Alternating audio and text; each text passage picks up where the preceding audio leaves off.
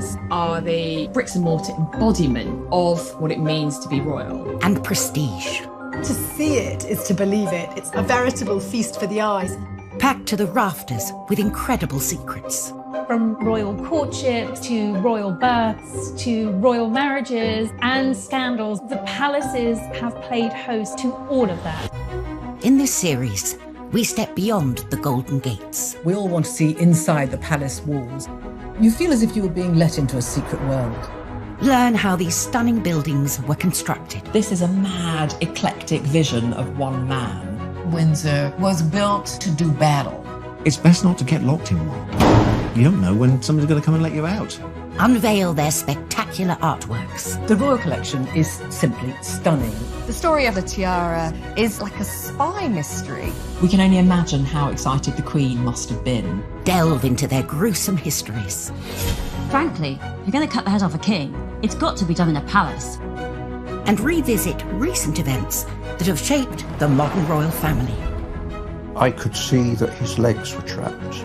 Camilla was one of the most unpopular women in the country. To see those images of the castle in flames, there was an emotional impact for the nation. This is The Secrets of the Royal Palaces.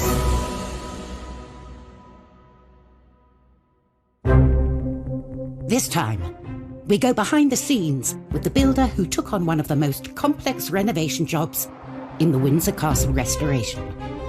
We'd got 2 draftsmen drawing for the best part of a year before we even started to make anything. Get an inside look at the residents accommodating an ever-growing royal family, Kensington Palace. It was a very neat house once upon a time, but when monarchy got hold of it, they turned it into something of an architectural monster. Uncover the secrets sewn into the Queen's most iconic outfit. Hartnell actually added a wonderful secret detail, which was a little 4-leaf shamrock. We discover the most bizarre palatial presents the Queen has ever received. She was given a crocodile, and Sir Martin Charteris, her private secretary, had to put it in his bath on Britannia. And we reveal the castle with the 16th century murder mystery that went horribly wrong.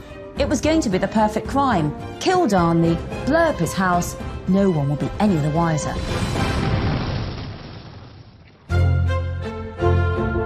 The royal palaces serve as a permanent reminder of the history and influence of the British monarchy through the ages.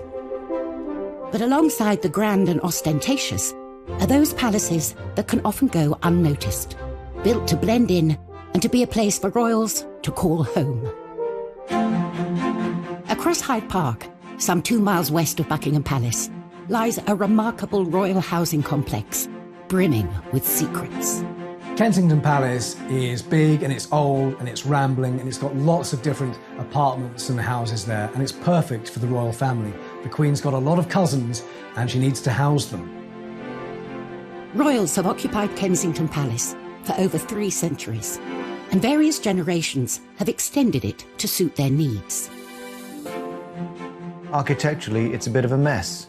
It's not the kind of unified vision that most palaces aspire to be. It was a very neat house once upon a time, but when monarchy got hold of it, they turned it into something of an architectural monster.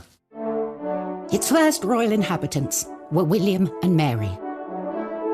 As a result of the Glorious Revolution of 1688, they'd been invited from the Netherlands to replace the Catholic James II. They needed a new palace, but they needed it built quick and cheap.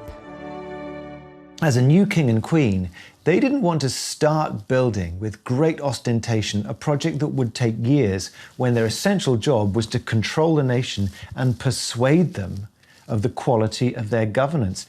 Get it up, get it done, and let's get on with the business of running the country. They bought Nottingham House, a small villa in what was then the suburb of Kensington, and hired the most celebrated architect of the day, Sir Christopher Wren, to transform it into a palace. But Wren wasn't known for speed. His masterpiece, St. Paul's Cathedral, was only halfway through its 35-year building programme. William and Mary wanted their palace in 6 months. Mary wanted a palace to be built around that old house by Christmas. This was a phenomenal task to ask of Christopher Wren and all his collaborators.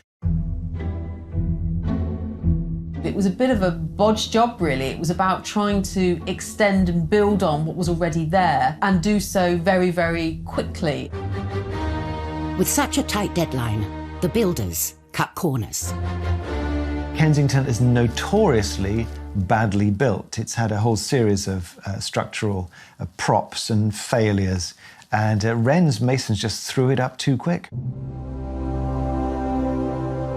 5 months into the project, these shortcuts led to tragedy. A vault collapsed, crushing a carpenter. And to have someone who's dead because of your design and workmanship, it racked Wren. He was found with his head in his hands in St. Paul's Cathedral. Mary then stepped in and said, "It's my fault." To have a monarch feel responsible for deaths because of your building project is quite extraordinary. Rather pitifully, we know she wrote to William and said, "It showed me the hand of God plainly in it, and I was truly humbled." But there is a ruthless side to every queen, I think, because they were still in the new build by Christmas. It is an astonishing feat to have created a palace in just 6 months. Wren had not only hit his deadline,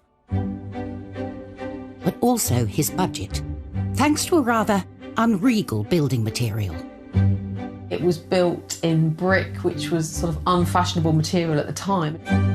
It's quite plain in its architecture. Parts of it just look like a street rather than a palace with, long facades like any London street at the time. It's a bizarre building in many ways. Whilst Kensington Palace is home to young royals like William and Kate and their family, home for the Queen means Windsor. I think probably almost more than anywhere else, it is her home. This is where she's spent a huge amount of her childhood, adolescence, and now it is her haven.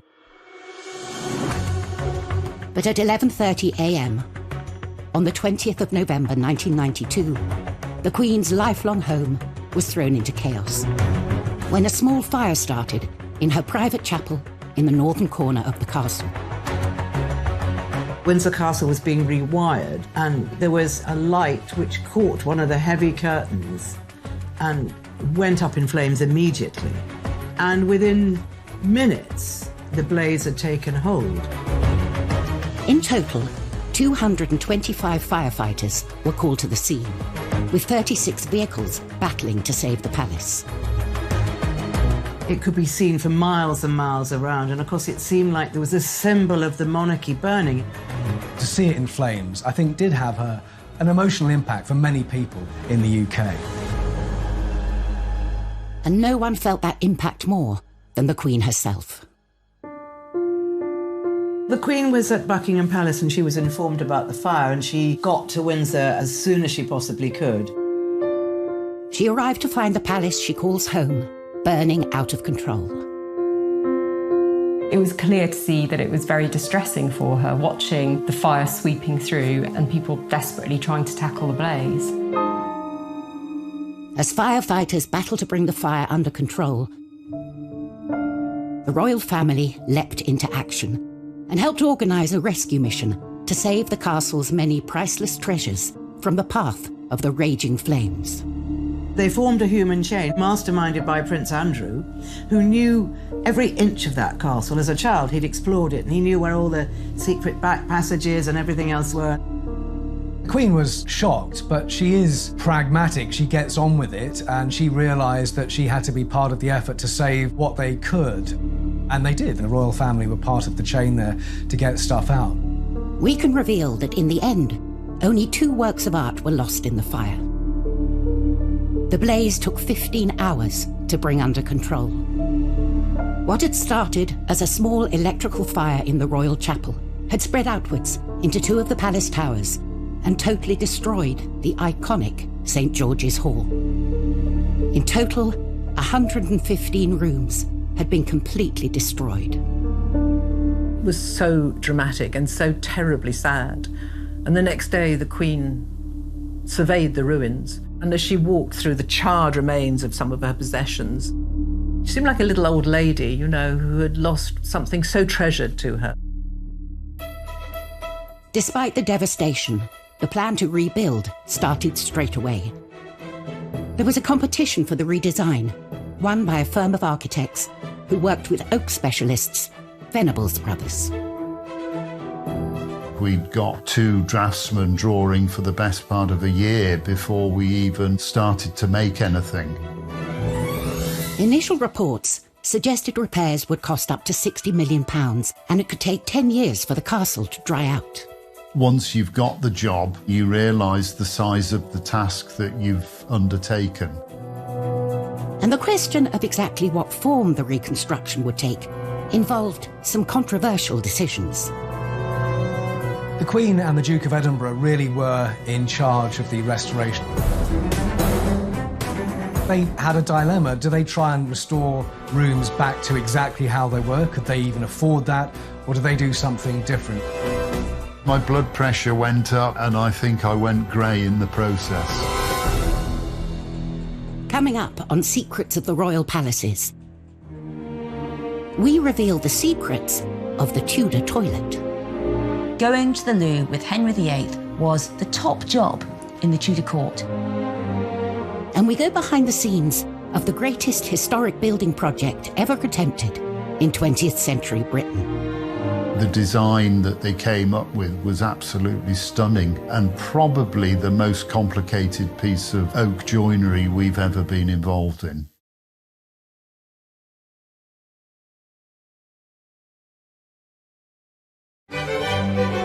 Refurbishing royal palaces is a time-honoured tradition as young royals set up their homes. The Duke and Duchess of Cambridge converted offices in Kensington Palace into their new apartment. Charles and Camilla spruced up Clarence House when they moved in. And Meghan and Harry reportedly spent £2.4 million overhauling Frogmore Cottage. But these renovations pale in comparison to the monumental task that faced the royals at Windsor Castle. In November 1992, a devastating fire ripped through Windsor Castle, destroying more than 100 rooms. From the ashes came a radical plan to rebuild the castle, a plan the royal family would personally take charge of. There was a restoration committee headed by Prince Philip, who was extremely good at organising all these things. Central to the renovation was a redesign of the room at the epicentre of the devastating fire, the Royal Chapel.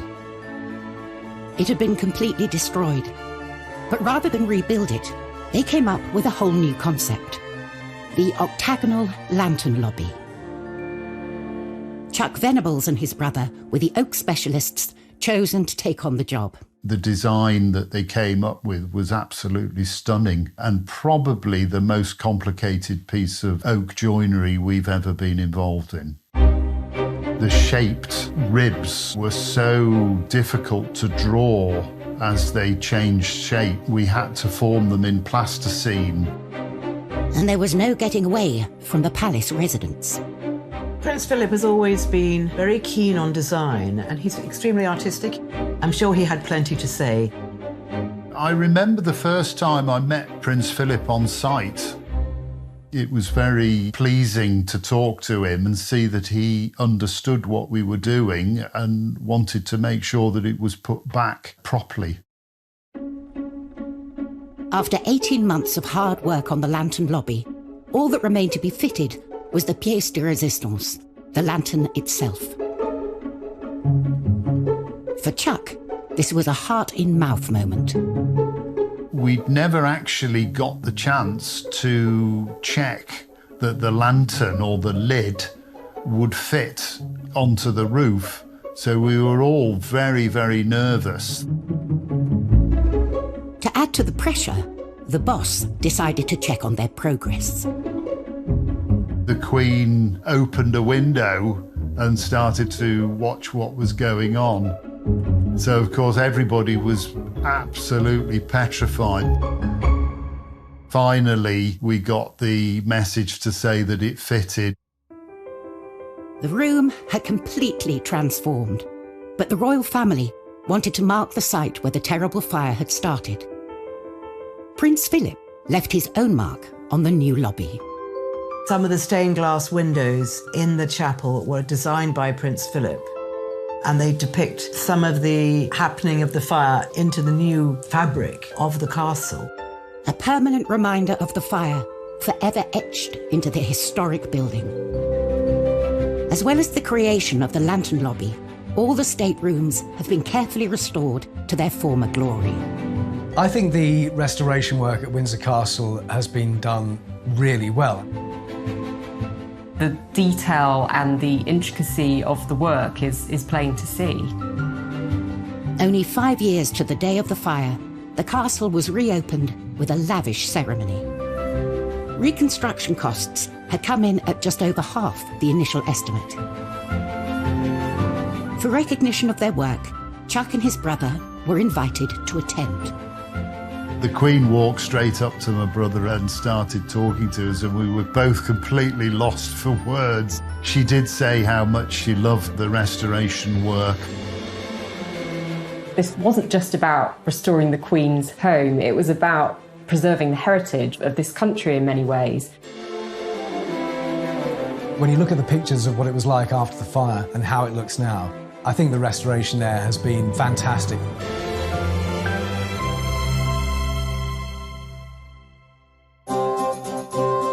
From the glitz and showmanship of a palace stateroom to the rather less glamorous, but no less essential, palace toilet. Every castle needs them, but in the past, royal toilets have held some extraordinary secrets. At Buckingham Palace, the Queen and her entourage have access to 78 modern bathrooms. In the time of Henry VIII, what you did in the privy said a lot about you. Henry VIII's court numbered around 1,000 people, from nobles to servants, and they created the most huge Tudor mountain of human waste you can imagine.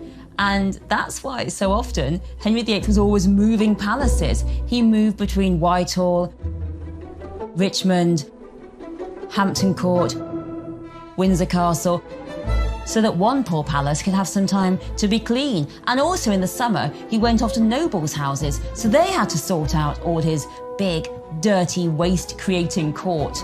And apparently within a couple of days of the palace being filled by the courtiers, already the walls were black, it was sooty, it was grimy, and there was lots of unwashed bodies. But the worst of all was the human waste. Let's face it, Henry VIII, he liked those giant royal banquets every night, those Tudor meat feasts, and next morning it was one massive rush for the Tudor loo, and it was often called the Great Easement. And there was a real hierarchy of the toilet at Henry VIII's court. For the poor people, they had a group toilet. 14 or so people going to the loo together, and it was a bit like sitting together on a tube train, and all the waste fell into the moat, so it wasn't really very hygienic. The worst job of all was the royal gong scourer, or the royal toilet cleaner, all day long cleaning up toilets. The next one was the aristocracy, the nobles. They used private lavatories. At the top was Henry himself, who had a velvet box that travelled with him. And when Henry used his royal box, he was attended by what was known as the groom of the stool to help him onto the loo, and also any ablutions that might be needed while Henry was using the toilet. This job got more and more difficult as Henry got more and more fat and gouty and ill. Every man wanted to be the groom of the stool because you got to talk to the king one-to-one in his intimate moment, and you could tell him what your family wanted in terms of money. So going to the loo with Henry VIII was the top job in the Tudor court. Lucky, lucky you. Henry VIII's vast appetite for food was matched by his appetite for ostentatious palaces, and he wasn't the only one. King George I was out to impress with his extravagant interior design decisions.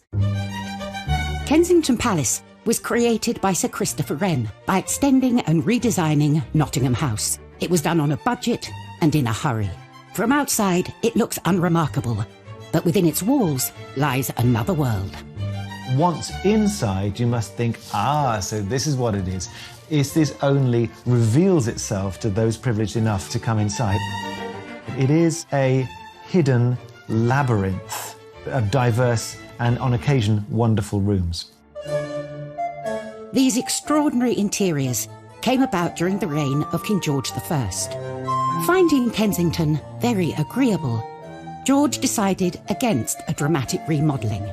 Instead, he opted to create the illusion of grandeur through some clever painting.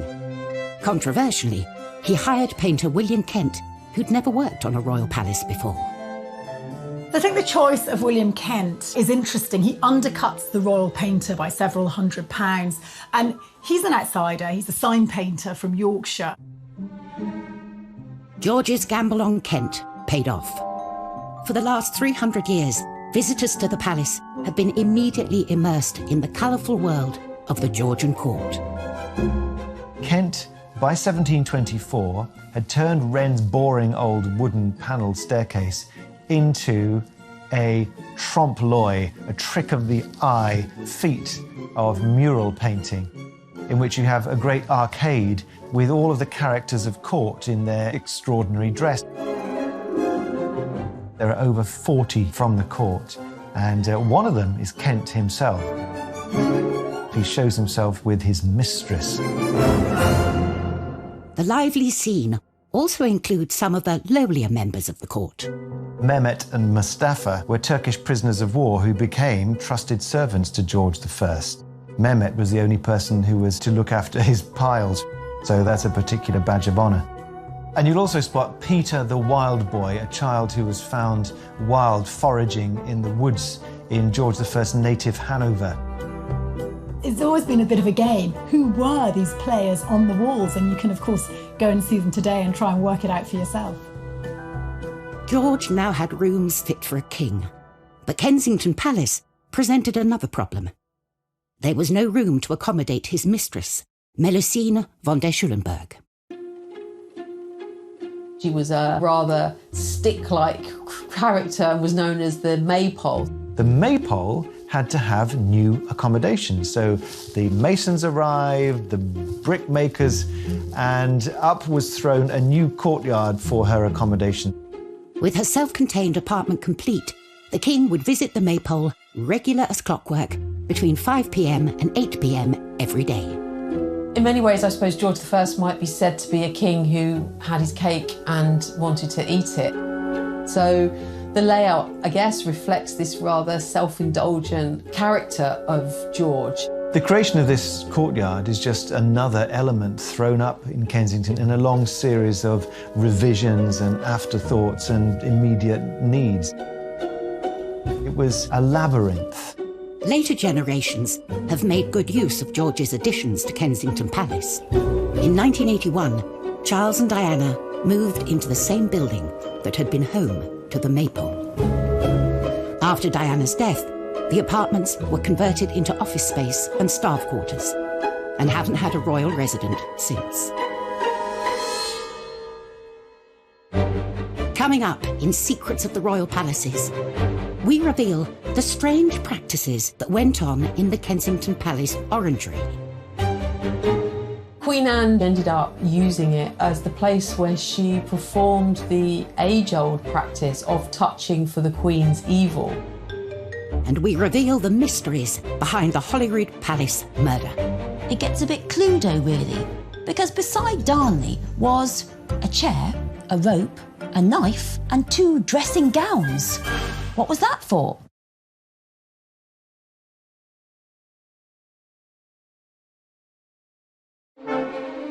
Since the reign of Queen Victoria, Buckingham Palace has been the monarch's HQ, a symbol of the prestige of royalty.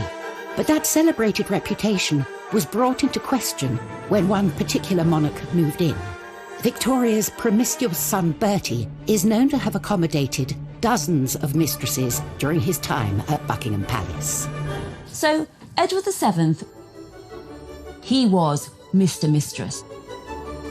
Let's put it that way. There was mistress after mistress. He was known as Edward the Caresser because there were so many of them.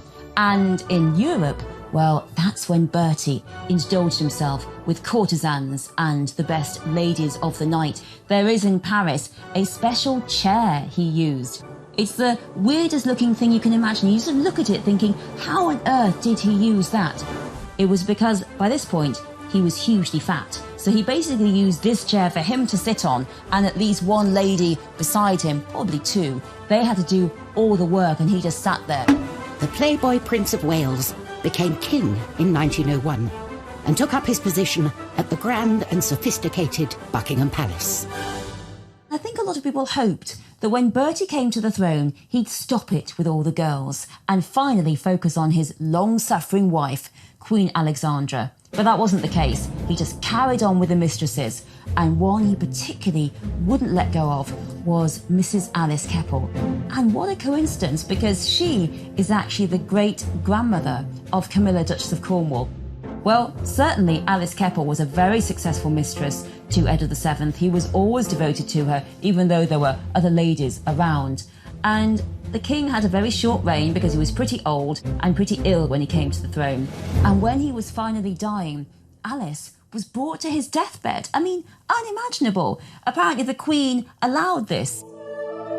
The deathbed at Buckingham Palace should be so dignified, so solemn. And Alice gets hysterical, shouting, "What's going to become of me? Me!" and gets hustled away because of all the hysteria.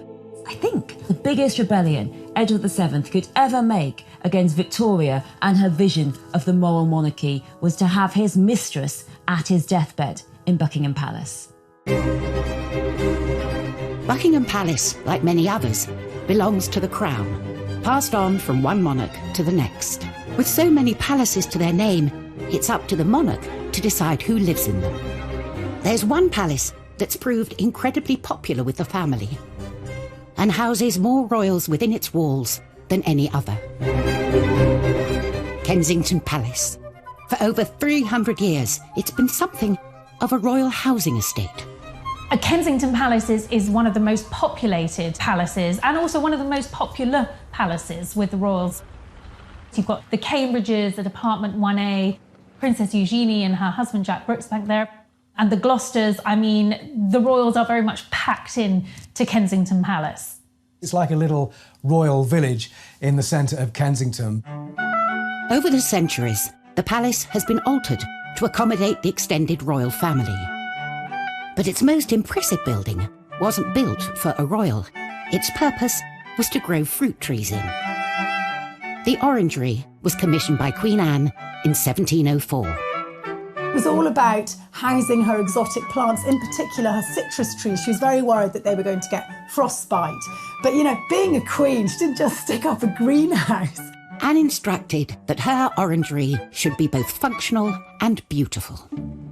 What she managed to achieve there was something harmonious, beautifully organised, very clearly functional, purposeful. It had ducts made of brick underneath the floor so that hot air would be swept in and would allow these oranges and citrus to grow throughout the winter.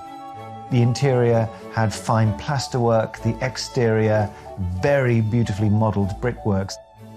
It's a building designed to be seen. Costs for the orangery more than doubled during construction.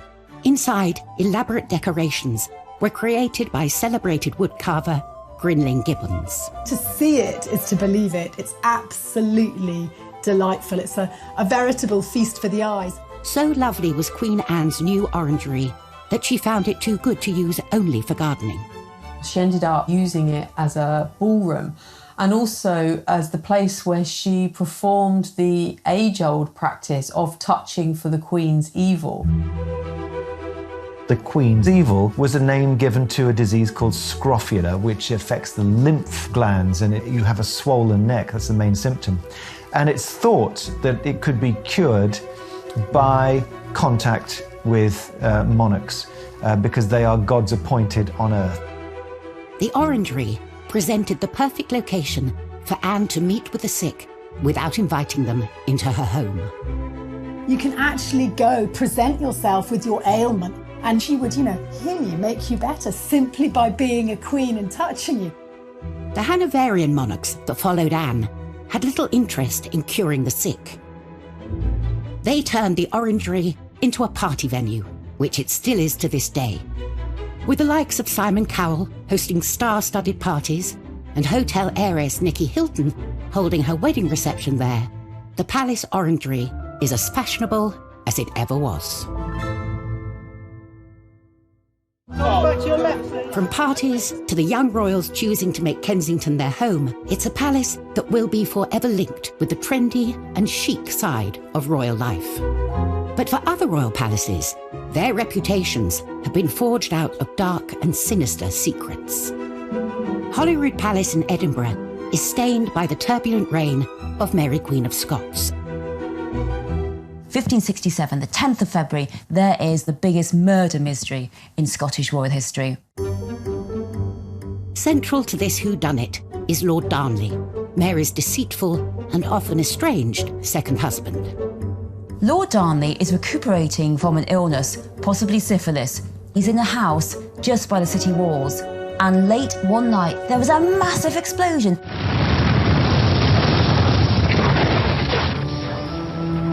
This huge explosion that rocked all Edinburgh woke Mary up in Holyrood House, and Darnley's house had been entirely blown up. It was going to be the perfect crime. Kill Darnley, blow up his house, no one will be any the wiser. But Darnley managed to escape. And there's an amazing map drawn by the spies at the time that show you exactly what happened. Darnley managed to get away to the nearby orchard. And there he is found dead with his servant.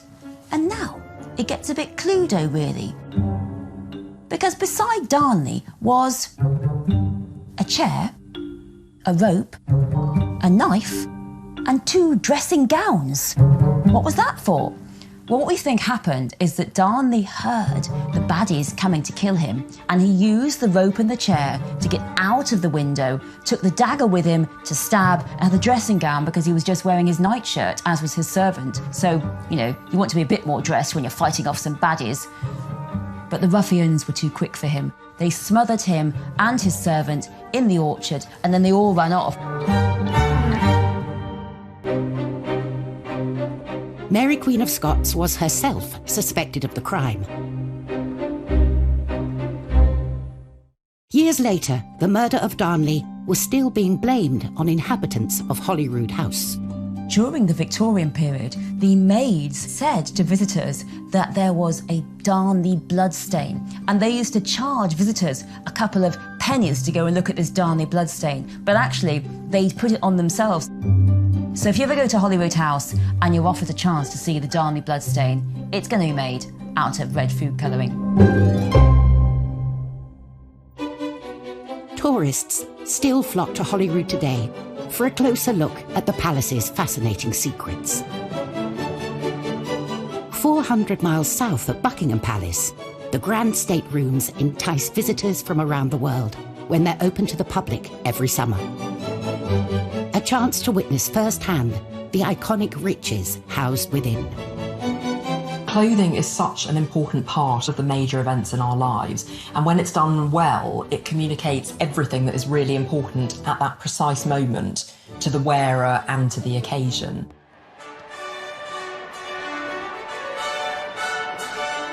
The 2nd of June, 1953, Elizabeth II's coronation.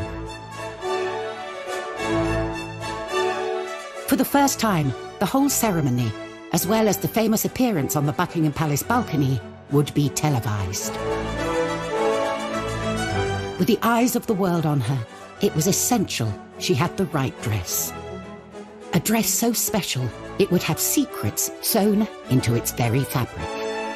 The Queen's coronation dress is just stunning. There's no other way to describe it. It was made by the leading British couturist at the time, Norman Hartnell. Elizabeth knew this dress would go down in history, and she proved a very hands-on client. The 4 national emblems of England, Scotland, Ireland and Wales were already going to be included. The Queen came up with a rather wonderful suggestion to also include emblems for each of the dominions over which she was becoming Queen. You can make out the maple leaf of Canada, the wattle of Australia. You can see the lotus flower of India, and then the wheat sheaves of Pakistan. The whole dress becomes a true symbol of the reach of Queen Elizabeth II. Hartnell loved the young Queen's ideas, but they didn't see eye to eye on everything. Originally, Hartnell represented Wales with the emblem of the daffodil, and he was slightly put out when he was asked to replace it with the rather less glamorous but more official Welsh symbol of the leek. Despite the Queen's attention to detail, there was one secret that Hartnell managed to sneak past her. Unknown to the Queen, Hartnell actually added a wonderful secret detail, which was a little 4-leaf shamrock which he placed on her left skirt, just underneath where her hand would be resting in the ceremony. A secret message from the designer to the Queen on the dress that would be immortalised as part of the coronation ceremony. And the day would be complete when Elizabeth II stepped out onto the famous Buckingham Palace balcony to wave to a mall packed with her subjects. The glitter, the glamour, just the pure historicity of it all must have been magnificent. The dress is now part of the royal collection displayed at Buckingham Palace, a palace so integral to its story. Coming up on Secrets of the Royal Palaces, step inside the top secret dressing rooms of Elizabeth I. These were her secret spaces where the makeup went on and no man could go. And we unearth some of the most unusual gifts housed within the palaces. The gift was a massive 6-foot-long grasshopper made by the French surrealist artist François-Xavier Lalanne.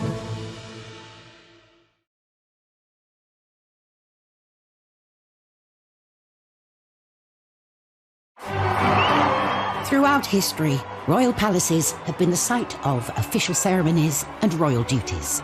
But when the crowds depart and the cameras turn off, it's a different story. They become spaces where the monarch can put their feet up and truly be themselves. Space one particular queen would have been very grateful for. Elizabeth I, she's one of our most recognisable English monarchs. Bright red hair, this white skin, extravagantly dressed, all the jewels. But she wasn't vain. The Queen did all this excessive amount because she had to. Her image was so vital to her. She knew that people had to see the Queen as majestic, as perfect, as healthy. Because if the Queen wasn't beautiful and healthy, it was thought that the kingdom wouldn't be beautiful and healthy. Protecting and preserving the regal image of the Queen became a top-secret operation. Her palaces on the Thames, Windsor, Hampton Court, Richmond, Whitehall, whichever palace the Queen was holding court at, she had a suite of rooms called the Privy Lodgings, each more secluded from the court than the last. These were her secret spaces where the dress, where the makeup went on and no man could go. Only her private ladies went with her and they helped her with her makeup. The secret of what lay behind Elizabeth I's incredible image was one not to be revealed. Elizabeth's makeup was incredibly toxic. You know, it would be completely illegal today. What she used to use to whiten the skin as a kind of face mask came from what's known as Venetian ceruse, made of lead and vinegar. And on top of this, she wore a rouge, which was lead carbonate and lead hydroxide. And then she had these lipsticks made from ground alabaster. So she was ingesting all this toxic material through the skin. And we know now that these caused all kinds of side effects, digestive effects, insomnia, headaches and respiratory problems. She died aged 69, and I do wonder whether some of it hastened her death and made it more painful.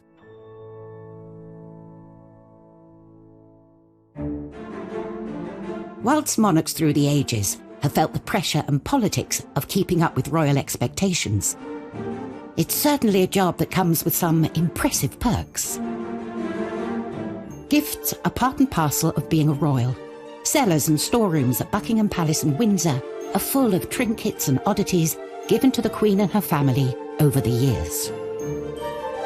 One of the times when gifts are exchanged are during a state visit. When you think that she's been on the throne for over 70 years, and each year there's been at least 2 state visits, you can imagine the amount of things that she's collected.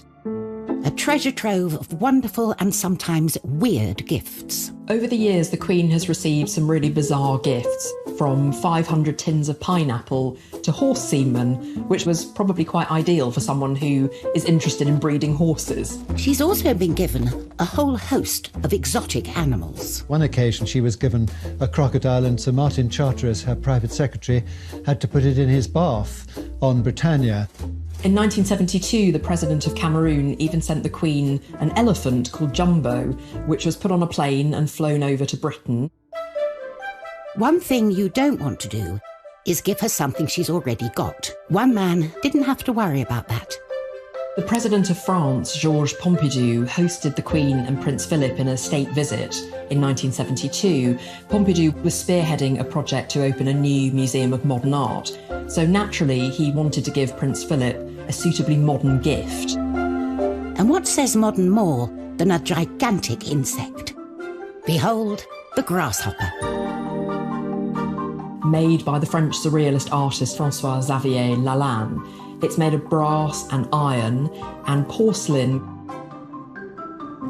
Only 2 of them were ever created, and the other version was sold at auction in 2018 for $1.6 million. It's not only a work of art. This bizarre animal has a practical purpose. It is indeed a fully functioning air-conditioned bar, and the insect's wings actually open out to become a drinks table.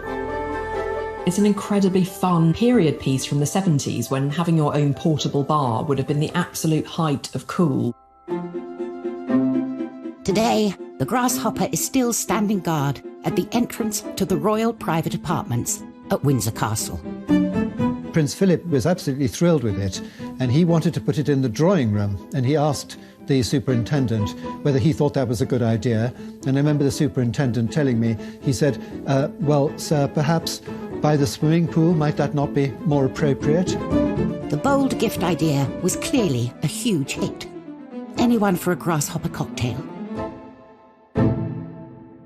Next time, we go inside Holyrood to reveal the true story of Mary, Queen of Scots. The plays, the films that have been made about her extraordinary life, it's personified in that Northwest Tower. We uncover a royal fake that could be worth a fortune. What if the Queen's copy was actually worth £50 million? And a case of history repeating itself at Buckingham Palace. It was around 30 years before that Harry was seen on the balcony doing exactly the same thing to his cousin, Princess Beatrice.